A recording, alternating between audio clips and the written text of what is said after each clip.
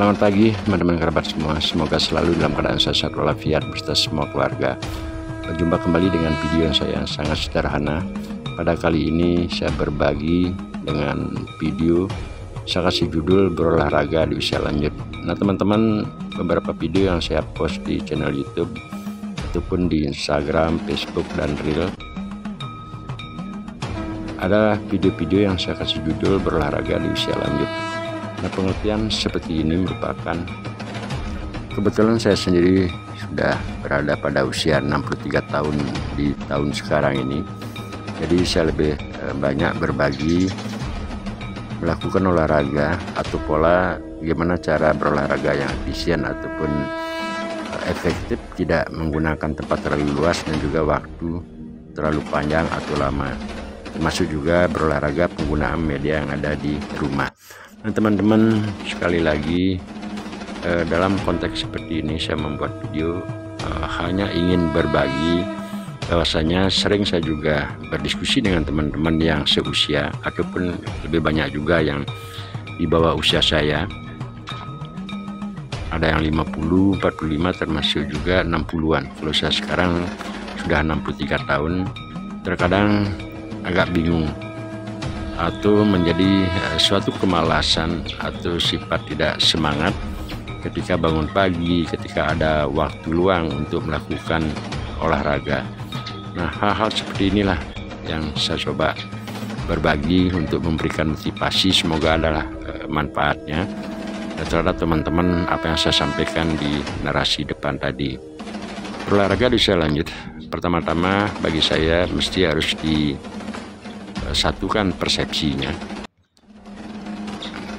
Kalaupun kita bergerak di usia muda, ya tentu secara alami tenaga fisik kita, baik itu dengan keberadaan ataupun postur tubuh kita, body gitulah, dengan adanya otot-otot yang besar, yang gempal, berotot, termasuk juga paha, bentuk pinggang, pinggul, dan lain sebagainya, termasuk dada juga, ya tentu akan berubah secara alami. Apapun alasannya, itu semua secara proses alam akan berubah. Saya sendiri juga di usia muda agak aktif sekali untuk berolahraga. Tentu body sekarang jauh berubah daripada body di masa muda. Nah, berolahraga di usia muda menggunakan tenaga besar ataupun tenaga full, termasuk juga waktu yang panjang, apakah itu 1 jam, 45 menit, 15 menit, ataupun 20 menit. Nah, konsep ataupun pola yang saya coba berbagi kali ini, berolahraga seperti yang saya lakukan, ya dengan durasi waktu, terkadang saya berolahraga 5 menit, 10 ataupun 15 menit. Dengan 10 menit saja saya pikir sudah cukup untuk melakukan gerak-gerakan. Sebentar saya akan coba narasikan, karena gerakan yang saya tampilkan pada video ini merupakan bukan suatu gerakan yang harus sama. Nah, ketika saya akan melakukan sekali lagi, mungkin gerakan ini mungkin beda, namun yang saya pegang adalah pakem-pakem geraknya ataupun posisi di saat melakukan lambaian tangan, termasuk juga posisi kaki. Oke, sekarang saya akan coba teman-teman untuk menarasikan gerakan ini. Bukan gerakan tai chi gitu teman-teman ya, mungkin ada beberapa video saya juga post banyak juga seperti tai chi sebagainya. Jujur saja saya tidak pernah belajar tai chi, namun basic saya adalah pencak silat gitu. Kalau teman-teman mungkin sedang olahraga, memperhatikan olahraga pencak silat, mungkin ada istilahnya tarian, kembangan, ataupun pembukaan dalam suatu adegan ataupun suatu pelatihan gitulah. Jadi pencak silatnya dia merupakan suatu olahan seni antara mengolah tangan dengan melakukan gerakan kaki, ataupun di saat ada tarian seperti itu ada penempatan posisi tangan yang simetris dengan penempatan posisi kaki.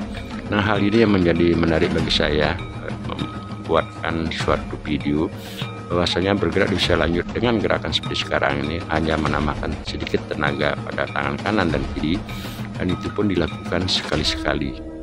Sisanya itu otomatis tidak bertenaga. Nah sekarang apa fungsi dari gerakan tersebut? Jadi teman-teman dapat perhatikan ketika saya melambaikan tangan baik ke depan, ke samping, ke kanan ataupun ke bawah, semuanya diikuti oleh suatu proses peletakan kaki.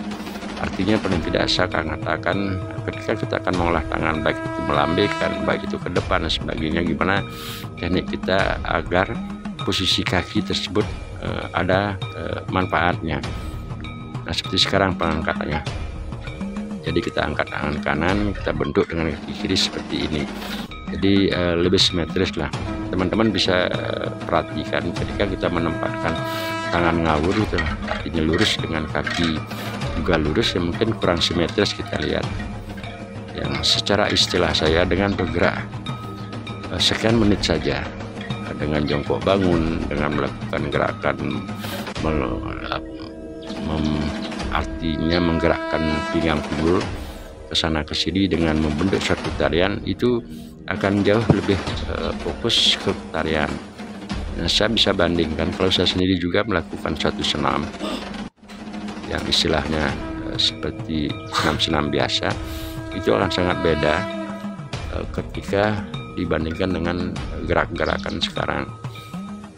Jadi poinnya, ini merupakan suatu senam yang biasa, gerakannya biasa saja, akan tetapi karena saya polakan dalam melakukan gerakan tersebut seperti orang menari, sehingga kita akan fokus ke tariannya, tidak fokus ke gerakannya semata-mata. Dengan demikian pada akhirnya ketika kita akan melakukan kaki, ya, kita akan menurunkan jangkar dan sebagainya, itu tentunya di seusia sekarang ini kita akan payah. Nah, paling tidak begitulah teman-teman, akan mengurangi rasa payah karena kita menari. Demikian teman-teman, sampai berjumpa.